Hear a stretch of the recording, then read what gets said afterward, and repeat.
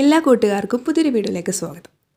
നമുക്ക് ഈ വിഷു സ്പെഷ്യലായിട്ട് ഇന്ന് നമ്മൾ ചെയ്യാൻ വേണ്ടി പോകുന്നത് കണിക്കൊന്ന ഹാൻഡ് എംബ്രോയ്ഡറി ആയിട്ട് നമുക്ക് ഡ്രസ്സിൽ എങ്ങനെയാണ് ചെയ്യാന്നുള്ളത് നോക്കാം.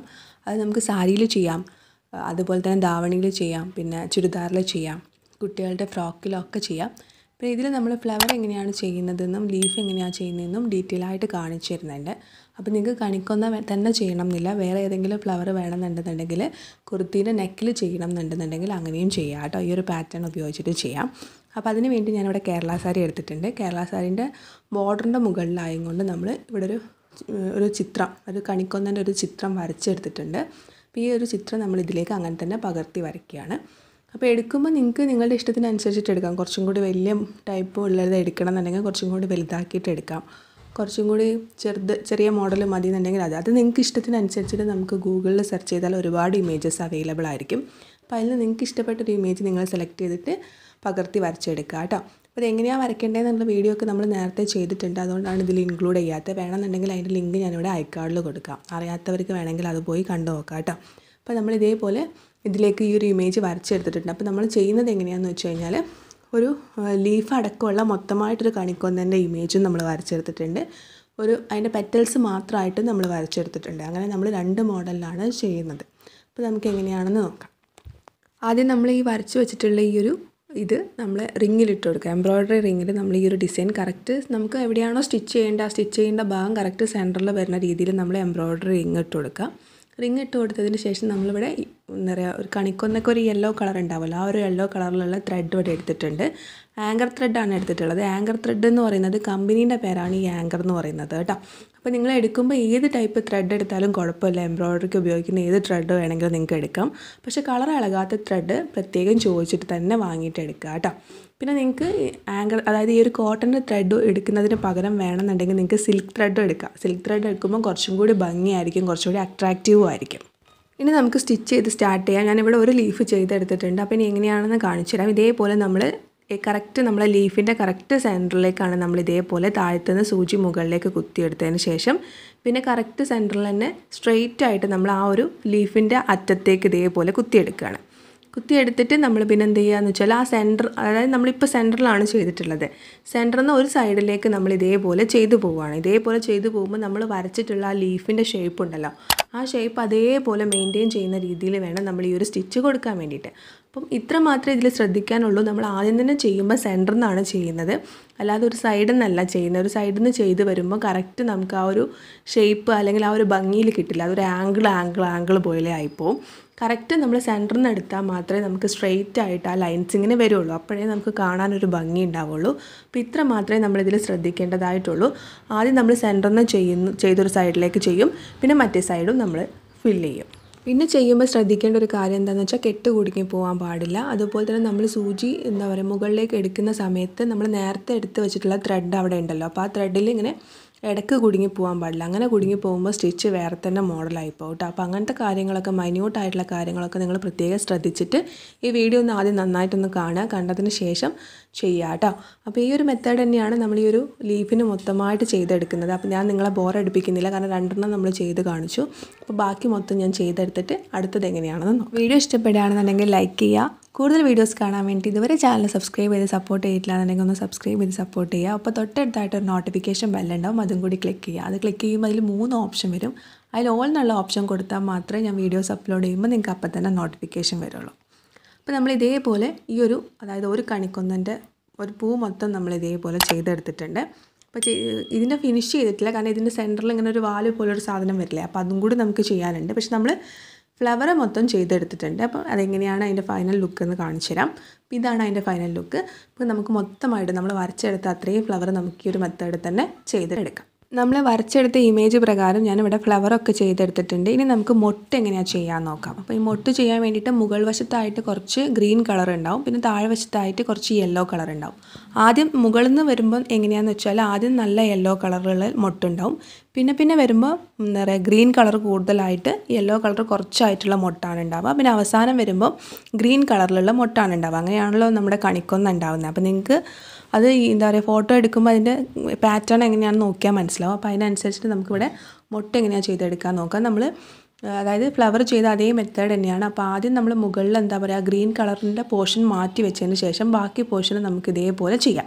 ഇനി മൊട്ട് ചെയ്യുന്ന സമയത്ത് അത് എല്ലാ ഭാഗവും ഒരേപോലെ ഇരിക്കുന്നതുകൊണ്ട് നമുക്കൊരു സൈഡിൽ നിന്ന് തന്നെ തുടങ്ങി അടുത്ത സൈഡിലേക്ക് ചെയ്താൽ കുഴപ്പമൊന്നുമില്ല. അതല്ല സെൻറ്ററിൽ നിന്ന് ചെയ്യണമെന്നുണ്ടെങ്കിൽ അങ്ങനെ ചെയ്യാം. സെയിം മെത്തേഡ് തന്നെയാണ്, വ്യത്യാസങ്ങളൊന്നുമില്ല. അപ്പോൾ നമ്മൾ ഇതേപോലെ മൊട്ടും കൂടി ഇതിന് വേണ്ടിയിട്ട് കവർ ചെയ്തെടുത്തിട്ടുണ്ട്. ഇനി നമുക്കിതിൻ്റെ തണ്ടും കാര്യങ്ങളൊക്കെ ചെയ്യാൻ വേണ്ടിയിട്ട് നമുക്ക് ഈ ലൈറ്റ് ഗ്രീൻ കളറാണ് ഞാൻ ഷെയ്ഡ് എടുത്തിട്ടുള്ളത്. ബാക്കി തണ്ട് അതായത് മുകളിലേക്ക് വരുന്ന തണ്ടും പിന്നെ ലീഫും ഞാൻ ചെയ്യുന്നത് ഡാർക്ക് കളർ ഗ്രീൻ ഉപയോഗിച്ചിട്ടാണ്. താഴേക്ക് വരുന്ന പോർഷൻ മാത്രം നമ്മൾ ലൈറ്റ് കളർ ഗ്രീൻ ഉപയോഗിച്ചിട്ടാണ് ചെയ്യുന്നത്. ചാനലിൽ നമ്മൾ എംബ്രോയ്ഡറി സ്റ്റിച്ചസ് ൻ്റെ ക്ലാസ് ഇട്ടിട്ടുണ്ടായിരുന്നു. അതിൽ നമ്മൾ ബാക്ക് സ്റ്റിച്ചും split back stitch stem stitch ഇത്രയും 3 സ്റ്റിച്ചസ് നമുക്ക് തണ്ടൊക്കെ ചെയ്യാൻ വേണ്ടിയിട്ട് ഉപയോഗിക്കാമെന്ന് പറഞ്ഞിട്ടുണ്ടായിരുന്നു.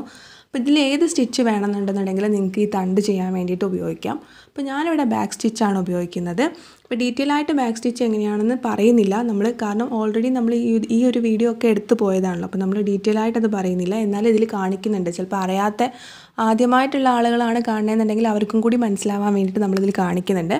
അപ്പോൾ നമ്മൾ റണ്ണിങ് സ്റ്റിച്ച് എന്ന് പറയുമ്പോൾ നമ്മൾ മുന്നോട്ടേക്ക് ചെയ്തു വരുന്ന സ്റ്റിച്ചിനെയാണ് റണ്ണിങ് സ്റ്റിച്ച് എന്ന് പറയുന്നത്. അതിൻ്റെ നേരെ ഓപ്പോസിറ്റ്, അതായത് നമ്മൾ ബാക്ക് സൈഡിലേക്ക് ചെയ്യുന്ന സ്റ്റിച്ചിനെയാണ് ബാക്ക് സ്റ്റിച്ച് എന്ന് പറയുന്നത്. ഇത് കുറച്ചും കൂടി സേഫ് ആയിട്ടുള്ള സ്റ്റിച്ചാണ്, പെട്ടെന്ന് ഇളകി വരുമൊന്നുമില്ല സ്റ്റിച്ച്. അപ്പോൾ അതുകൊണ്ട് ബാക്ക് സ്റ്റിച്ച് ഉപയോഗിച്ചിട്ടാണ് നമ്മൾ ഈ തണ്ടുകൾ, അതായത് എല്ലാ പൂവിലേക്കും മൊട്ടിലേക്കും ഒക്കെ ഉള്ള കണക്ഷൻ നമ്മൾ കൊടുക്കുന്നത് ഈ ഒരു ബാക്ക് സ്റ്റിച്ച് ഉപയോഗിച്ചിട്ടാണ്. ലൈറ്റ് ഗ്രീൻ ഷെയ്ഡാണ് നമ്മൾ എടുത്തിട്ടുള്ളത്. അപ്പോൾ നമ്മൾ ഇതേ ഒരു മെത്തേഡ് ഉപയോഗിച്ചിട്ട് ഈ ഒരു തണ്ടുകളും കാര്യങ്ങളും ഒക്കെ കംപ്ലീറ്റ് ചെയ്തെടുക്കുകയാണ്.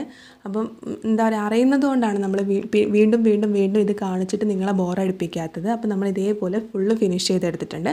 ഇനി അവസാന ഭാഗത്തേക്ക് വരുമ്പോൾ നമുക്ക് എന്താ പറയുക ഈ ഒരു ഗ്രീൻ ഷെയ്ഡിൽ മാത്രമുള്ള മൊട്ടായിട്ട് ഇങ്ങനെ വരുമല്ലോ. അപ്പോൾ അതെങ്ങനെയാണ് ചെയ്യുക എന്നുള്ളത് കാണിച്ചു തരാം. പിന്നെ മൊട്ട് എന്ന് പറയുമ്പോൾ നിങ്ങൾക്ക് മനസ്സിലായി എന്ന് വിശ്വസിക്കുന്നു. ഞങ്ങളുടെ ഇങ്ങോട്ടേക്കൊക്കെ മൊട്ട് എന്നാണ് പറയുക. നിങ്ങളൊക്കെ ഇങ്ങോട്ടേക്ക് എന്താ പറയുന്നതെന്ന് എനിക്കറിയില്ല. അപ്പോൾ നിങ്ങൾക്ക് മനസ്സിലായി എന്ന് ഞാൻ വിശ്വസിക്കും. കണ്ട് നമ്മൾ ബാക്ക് സ്റ്റിച്ച് ചെയ്യുന്നത് പോലെ തന്നെ ബാക്ക് സ്റ്റിച്ച് ചെയ്യുക. ബാക്ക് സ്റ്റിച്ച് ചെയ്തിട്ട് വന്നിട്ട് നമുക്ക് ആ ഒരു മൊട്ട് ചെയ്യേണ്ട ആ ഭാഗം വരുമ്പോൾ അവിടെ നിർത്തിയിട്ട് നിങ്ങൾ എന്ത് ചെയ്യുകയെന്ന് വെച്ചാൽ, ഇതുവരെ നമ്മൾ ചാനലിൽ ഈ ഒരു സ്റ്റിച്ച് പരിചയപ്പെടുത്തിയിട്ടില്ല. അപ്പോൾ അതുകൊണ്ട് ഞാനിവിടെ പരിചയപ്പെടുത്തുകയാണ്.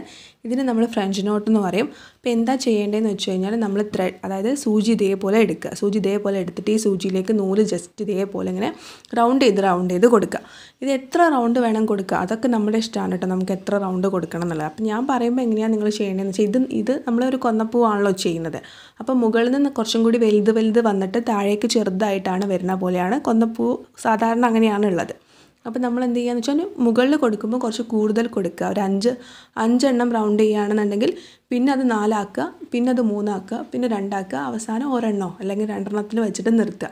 അപ്പോൾ എന്താ വെച്ചാൽ കാണുമ്പോൾ കാഴ്ചയിൽ ആ ഒരു ഭംഗി അതേപോലെ തന്നെ ഉണ്ടാവും, അല്ലെങ്കിൽ നമുക്ക് അതേപോലെ ഫീൽ ചെയ്യും.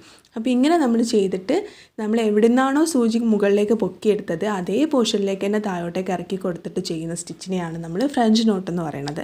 അപ്പോൾ ഇതേപോലെ ഞാൻ ഒന്നും കൂടി കാണിച്ചു തരാം. അതായത് നമുക്ക് എവിടെയാണോ വേണ്ടതെന്ന് വെച്ചാൽ അവിടുന്ന് നമ്മൾ ഇതേപോലെ സൂചി പൊക്കി മുകളിലേക്ക് എടുക്കുക. മുകളിലേക്ക് എടുത്തതിന് ശേഷം ഈ സൂചിയിലേക്ക് നമ്മൾ ത്രെഡ് ഇതേപോലെ റൗണ്ടായിട്ട് ഇങ്ങനെ ചുറ്റി കൊടുക്കുക. നിങ്ങൾക്ക് സ്ക്രീനിൽ കാണുമ്പോൾ മനസ്സിലാവുന്നുണ്ടാവും. ഇതുപോലെ ചുറ്റി കൊടുക്കുക. ചുറ്റി കൊടുത്തിട്ട് നമ്മൾ എവിടെ നിന്നാണോ പൊക്കിയെടുത്തത് അവിടത്തേക്ക് തന്നെ നമ്മൾ ഒന്നുകൂടെ താഴോട്ടേക്ക് ഇറക്കിയിട്ട് എടുക്കുന്ന സ്റ്റിച്ചിനെയാണ് നമ്മൾ ഫ്രഞ്ച് നോട്ട് എന്ന് പറയുന്നത്. അപ്പോൾ നമുക്കിവിടെ ഇത് മൊട്ടായിട്ട് ചെയ്തെടുക്കാം. അപ്പോൾ നമ്മൾ മൊത്തമായിട്ട് ഇപ്പോൾ ചെയ്തെടുത്തിട്ടുണ്ട്. ഇനി നമ്മൾ ലീഫാണ് ചെയ്യാൻ വേണ്ടി പോകുന്നത്. ലീഫ് നമ്മൾ എന്തുകൊണ്ടാണ് അവസാനത്തേക്ക് വെച്ചതെന്ന് വെച്ച് കഴിഞ്ഞാൽ ലീഫ് കുറച്ച് ഡീറ്റെയിൽ ആയിട്ട് പറയാനുണ്ട്. പിന്നെ അത് മാത്രമല്ല, നമുക്ക് ബാക്കി കാര്യങ്ങളൊക്കെ കംപ്ലീറ്റ് ചെയ്ത് കഴിഞ്ഞാൽ പിന്നെ ലീഫ് മാത്രമല്ലേ കോൺസെൻട്രേറ്റ് ചെയ്യേണ്ടുള്ളൂ എന്ന് വിചാരിച്ചിട്ടാണ് നമ്മൾ ലീഫ് അവസാനത്തേക്ക് വെച്ചത്. അപ്പോൾ നമുക്ക് ലീഫ് എങ്ങനെയാണ് ചെയ്യാന്നുള്ളത് നോക്കാം. അതിന് മുൻപേ ആയിട്ട് നമുക്ക് ഈ ഒരു ത്രെഡ് മാറ്റുന്നതിന് മുമ്പ്, അതായത് ലൈറ്റ് കളറിലുള്ള ഗ്രീൻ കളർ ത്രെഡ് മാറ്റുന്നതിന് മുന്നേ നമ്മൾ കൊന്നപ്പൂവിൻ്റെ സെൻറ്ററിലൊക്കെ നിങ്ങൾ കണ്ടിട്ടുണ്ടാവും ഒരു വാല് പോലൊരു സംഭവം ഉണ്ടാവും. അപ്പോൾ നമുക്ക് അതും കൂടി ഒന്ന് ജസ്റ്റ് ചെയ്തെടുക്കാം. അത് കറക്റ്റ് സെൻറ്ററിലാണ് വരുന്നത്. ബാക്ക് സ്റ്റിച്ച് തന്നെയാണ് നമ്മൾ ചെയ്യുന്നത്. കറക്റ്റ് നമ്മൾ എങ്ങനെയാണോ ബാക്ക് സ്റ്റിച്ച് ചെയ്യുക അതേപോലെ നമുക്ക് ഏത് ഷേപ്പിലാണോ വേണ്ടതെന്ന് വെച്ചാൽ ആ ഷേപ്പിൽ നമ്മൾ കറക്റ്റ് കൊന്നപ്പൂവിൻ്റെ സെൻറ്ററിലായതുകൊണ്ട് ഇതേപോലെ ബാക്ക് സ്റ്റിച്ച് വെച്ചിട്ട് നമ്മൾ ലൈറ്റ് ഗ്രീൻ കളറിലും കൂടി ഇതേപോലെ ഒരു ഷെയ്ഡ് കൊടുത്തിട്ടുണ്ട്. ഒരു ഫിനിഷിംഗ് ലുക്ക് കിട്ടാൻ വേണ്ടിയിട്ടാണ് നമ്മൾ ചെയ്തെടുത്തിട്ടുണ്ട്. ഇനി നമുക്ക് ലീഫ് ചെയ്യാൻ വേണ്ടിയിട്ട് പഠിക്കാം. ലീഫ് ചെയ്യാൻ വേണ്ടിയിട്ട് ഞാനിവിടെ ഡാർക്ക് കളറിലുള്ള ഗ്രീനാണ് എടുത്തിട്ടുള്ളത്. കറക്റ്റ് ഇതേപോലെ സെൻറ്ററിൽ നിന്ന് നമ്മളൊരു പകുതി വരെ, അതായത് ലീഫിൻ്റെ ഷേപ്പ് നമ്മൾ വരച്ചിട്ടുള്ളതിൻ്റെ ഒരു പകുതി വരെ നമ്മൾ ഇതേപോലെ മുകളിൽ നിന്ന് താഴോട്ടേക്ക് ത്രെഡ് എടുത്തതിന് ശേഷം അതേ ത്രെഡ് നമ്മൾ നേരത്തെ എടുത്തതിൻ്റെ തൊട്ടടുത്തായിട്ട് മുകളിലേക്ക് എടുക്കുകയാണ്. ഇത് കാണുമ്പോൾ മനസ്സിലാവുന്നുണ്ടാവും. പിന്നെ നമ്മൾ എന്താ ചെയ്യുന്നത് വെച്ചാൽ ഇപ്പുറത്തെ സൈഡിലേക്ക്, അതായത് ഓപ്പോസിറ്റ് സൈഡിലേക്കാണ് എടുക്കുന്നത്. പിന്നെ നമ്മൾ ചെയ്യുമ്പോൾ അതിൻ്റെ ഓപ്പോസിറ്റ് സൈഡിലേക്ക്. അപ്പോൾ നിങ്ങൾക്ക് കാണുമ്പോൾ മനസ്സിലാവുന്നുണ്ടാവും, ഞാൻ പറഞ്ഞിട്ട് മനസ്സിലാവുന്നില്ല എന്നുണ്ടെന്നുണ്ടെങ്കിലും കാണുമ്പോൾ നിങ്ങൾക്ക് മനസ്സിലാവുന്നുണ്ടാവും. അതായത് നമ്മൾ കണിക്കൊന്ന ചെയ്തപ്പോൾ നമ്മൾ ചെയ്തത് എങ്ങനെയാണെന്ന് വെച്ചാൽ, നമ്മൾ ആദ്യം സെൻറ്ററിൽ നിന്ന് ഒരു സൈഡിലേക്ക് ഫുള്ള് ഫിനിഷ് ചെയ്തതിന് ശേഷം ഓപ്പോസിറ്റ് സൈഡ് ഫിനിഷ് ചെയ്തിട്ട് നമ്മൾ അതിനെ മൊത്തമായിട്ട് ഫിനിഷ് ചെയ്യായിരുന്നു. എന്നാൽ ഇവിടെ നമ്മൾ എന്താ ചെയ്യണമെന്ന് വെച്ചാൽ, അതായത് ലീഫ് ചെയ്യുമ്പോൾ നമ്മൾ എന്താ ചെയ്യണമെന്ന് വെച്ചാൽ, നമ്മൾ ഒപ്പം തന്നെ, അതായത് ഒരേ സമയം തന്നെ നമ്മൾ 2 സൈഡും ഒരേപോലെ ഫിനിഷ് ചെയ്തിട്ടാണ് ഈ ഒരു ലീഫ് നമ്മൾ ചെയ്യുന്നത്. ലീഫ് ചെയ്യാൻ ഒരുപാട് മെത്തേഡ് ഉണ്ട്, അതിലൊരു മെത്തേഡ് മാത്രമാണ് നമ്മളിപ്പോൾ കാണിക്കുന്നത്. അപ്പോൾ ഇതെങ്ങനെയാണെന്നുള്ളത് നിങ്ങൾക്ക് ഡീറ്റെയിൽ ആയിട്ട് ആദ്യം നിങ്ങൾ എന്ത് ചെയ്യുക, ഒന്ന് കാണുക. പിന്നെ ഒരു വട്ടം കൂടി ഒന്നും കൂടി കാണുമ്പോൾ നിങ്ങൾക്കത് എങ്ങനെയാണെന്നുള്ളത് മനസ്സിലാവും കേട്ടോ. പിന്നെ ഇതിൽ നമ്മൾ ശ്രദ്ധിക്കേണ്ടതായിട്ടുള്ളൊരു കാര്യം എന്താണെന്ന് വെച്ചാൽ, നമ്മൾ ഏത് ഷേപ്പിലാണോ ലീഫ് വരച്ചിട്ടുള്ളതെന്ന് വെച്ചാൽ അതേ ഷേപ്പ്, അതായത് നമ്മളൊരു ഔട്ടർ ലൈൻ വരച്ചിട്ടുണ്ടാവുമല്ലോ, അതേ ഷേപ്പ് മെയിൻറ്റെയിൻ ചെയ്യുന്ന രീതിയിൽ വേണം നമ്മൾ സൂചി ഇതേപോലെ 2 ഡയറക്ഷനിലും കുത്തി കൊടുക്കാൻ വേണ്ടിയിട്ട്. പിന്നെ നമ്മൾ സെൻറ്ററിൽ നിന്നാണ് ഇങ്ങനെ ചെയ്ത് വരുന്നത്. അപ്പോൾ പിന്നെ കുറച്ച് കഴിയുമ്പോൾ, അതായത് ഒരു ലീഫിൻ്റെ പകുതി എത്തുമ്പോൾ പിന്നെ നമ്മൾ ഈ സെൻറ്ററിലെ പോർഷൻസ് താഴോട്ട് നീക്കി കൊടുക്കുക. അപ്പോഴാണ് നമുക്ക് എഡ്ജ് വരെ ചെയ്തു വരാൻ വേണ്ടിയിട്ട് പറ്റുന്നത്. അപ്പോൾ ഇത്രയും കാര്യങ്ങളൊക്കെയാണ് നമ്മൾ ഈ ഒരു ലീഫ് ചെയ്യുമ്പോൾ നമ്മൾ ശ്രദ്ധിക്കേണ്ടതായിട്ടുള്ളത്. ആദ്യം ചിലപ്പോൾ കാണുമ്പോൾ നിങ്ങൾക്ക് കുറച്ച് ബുദ്ധിമുട്ടൊക്കെ ആയിട്ട് തോന്നും, പക്ഷേ പിന്നെയും അതായത് 1-2 വട്ടം നമ്മൾ ചെയ്യുമ്പോൾ നമുക്കിത് വളരെ എളുപ്പമായിട്ട് അല്ലെങ്കിൽ വളരെ പെട്ടെന്ന് തന്നെ നമുക്കിത് ചെയ്തെടുക്കാൻ വേണ്ടിയിട്ട് പറ്റും കേട്ടോ. അപ്പോൾ ഇങ്ങനെയാണ് നമ്മൾ ലീഫ് ചെയ്തെടുക്കുന്നത്. പിന്നെ ഞാൻ നേരത്തെ തുടക്കം മുതൽക്കേ പറയാൻ വിട്ടുപോയൊരു കാര്യമുണ്ട്. നമ്മൾ 3 ഇഴ നൂല് തന്നെയാണ് എടുക്കുന്നത്. അതായത് ഏത് ത്രെഡാണെന്നുണ്ടെങ്കിൽ അതിൽ 6 ഇഴ നൂലുണ്ടാവും. 6 ഇഴ നൂലിൽ നിന്ന് നമ്മൾ 3 ഇഴ നൂല് സ്പ്ലിറ്റ് ചെയ്തിട്ടാണ് നമ്മൾ പൂവായാലും ശരി ലീഫായാലും ശരി നമ്മൾ ചെയ്യുന്നത്. 6 ഇഴ നൂല് തന്നെ എടുത്ത് ചെയ്യാത്ത എന്താണെന്ന് വെച്ചാൽ, 6 ഇഴ നൂലാകുമ്പോൾ ഒരുപാട് കട്ടിയായിപ്പോവും. അപ്പോൾ ചിലപ്പോൾ കെട്ടിങ്ങനെ കുടുങ്ങിപ്പോവും. അപ്പോൾ അതുകൊണ്ടാണ് നമ്മൾ സ്പ്ലിറ്റ് ചെയ്തിട്ട് ചെയ്യുന്നത് കേട്ടോ. അപ്പോൾ ഈ ഒരു മെത്തേഡിലാണ് നമ്മൾ ലീഫ് ഇതേപോലെ ഫുള്ളായിട്ട് ഫിനിഷ് ചെയ്തെടുക്കുന്നത്. ത്രെഡ് തീരുമ്പോൾ, അതായത് നമ്മൾ ചെയ്തുകൊണ്ടിരിക്കുമ്പോൾ ത്രെഡ് തീരുകയാണെന്നുണ്ടെങ്കിൽ താഴോട്ടേക്ക് എടുത്തിട്ട് നമ്മൾ ലോക്ക് ചെയ്തിട്ട് നിർത്തിയിട്ട് നമ്മൾ പിന്നെയും ത്രെഡ് ഇട്ടിട്ട് കണ്ടിന്യൂ ചെയ്യുക കേട്ടോ. അപ്പോൾ നമ്മൾ ഇതേപോലെ മൊത്തമായിട്ട് ചെയ്തെടുത്തിട്ടുണ്ട്. തണ്ടും കാര്യങ്ങളും ഒക്കെ നമ്മൾ ഡാർക്ക് കളറിലുള്ള ഗ്രീൻ ഉപയോഗിച്ചിട്ട് ഫിനിഷ് ചെയ്തെടുത്തിട്ടുണ്ട്. ബാക്ക് സ്റ്റിച്ച് തന്നെയാണ് ചെയ്തിട്ടുള്ളത്. അതുകൊണ്ടാണ് വീണ്ടും അത് കാണിച്ചിട്ട് നിങ്ങളെ ബോറടിപ്പിക്കാത്തത്. ഇപ്പോൾ തന്നെ വീഡിയോ ഒത്തിരി ലെങ്ത്തായി. അപ്പോൾ നിങ്ങൾ ചെയ്യുമ്പോൾ എന്താണെന്ന് വെച്ചാൽ, ഇതേപോലെ ഞാനിനി ഇവിടെ കണിക്കൊന്ന മാത്രം ചെയ്യാനുണ്ട്. അപ്പോൾ അതും കൂടി ഫിനിഷ് ചെയ്തിട്ട് ഞാൻ ഫൈനൽ ലുക്ക് എങ്ങനെയാണെന്നുള്ളത് കാണിച്ചു തരാം. പിന്നെ നിങ്ങൾ ചെയ്യുമ്പോൾ എന്താ ചെയ്യേണ്ടതെന്ന് വെച്ചാൽ, സാരി മൊത്തമായിട്ട് ചെയ്യുകയാണെന്നുണ്ടെങ്കിൽ മൊത്തമായിട്ട് ഇതേ ഒരു പാറ്റേൺ ഫോളോ ചെയ്ത് ചെയ്യുക. അതല്ല പല്ലുവിൻ്റെ പോർഷനിൽ മാത്രമാണ് ചെയ്യണമെങ്കിൽ അവിടെ മാത്രം ചെയ്യുക. ഇനി കുട്ടികളുടെ ഡ്രസ്സിലൊക്കെ ഫ്രണ്ടിൽ മാത്രം കൊടുക്കാനാണ് താല്പര്യം, അങ്ങനെ ചെയ്യുക. എങ്ങനെ വേണമെന്നുണ്ടെങ്കിലും നിങ്ങൾക്ക് ചെയ്യാം. ഞാൻ ജസ്റ്റ് എങ്ങനെയാണെന്നുള്ളത് കാണിച്ചു തന്നേ ഉള്ളൂ. അപ്പോൾ നിങ്ങൾക്ക് വീഡിയോ ഇഷ്ടപ്പെട്ടാൽ ലൈക്ക് ചെയ്യുക. ഇതുവരെ ചാനൽ സബ്സ്ക്രൈബ് ചെയ്ത് സപ്പോർട്ട് ചെയ്തിട്ടില്ല എന്നുണ്ടെങ്കിൽ സബ്സ്ക്രൈബ് ചെയ്ത് സപ്പോർട്ട് ചെയ്യുക. അപ്പോൾ തൊട്ടടുത്തായിട്ട് നോട്ടിഫിക്കേഷൻ ബെൽ ഉണ്ടാവും, അതും കൂടി ക്ലിക്ക് ചെയ്യുക. അപ്പോൾ ഈ വിഷുവിനെ എല്ലാവരും ഇതുപോലെ ഒന്ന് ഫോളോ ചെയ്ത് നോക്കുക. ഇഷ്ടപ്പെട്ടോ ഇല്ലയോ എന്നുള്ളത് താഴെ കമൻറ്റ് ചെയ്ത് പറയാൻ മറക്കരുത്. മറ്റൊരു വീഡിയോ ആയിട്ട് വീണ്ടും കാണാം. Thank you for watching. Love you all.